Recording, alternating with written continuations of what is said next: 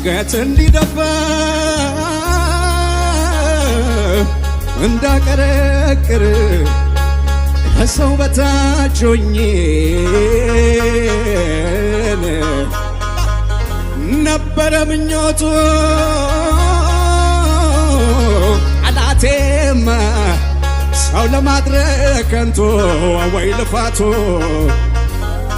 የናዝሬቱ ኢየሱስ ወደ እኔ ሲመጣ ወደ ቤቴ ሲመጣ ወደ አገልግሎቴ ሲመጣ ወደ ጓዳዬ ሲመጣ ጉልበቴም ከፍ አለልኝ አቅሜም በረታ እንደገና በሞገስ እንደገና አለ እንደገና በክብር እንደገና እንደገና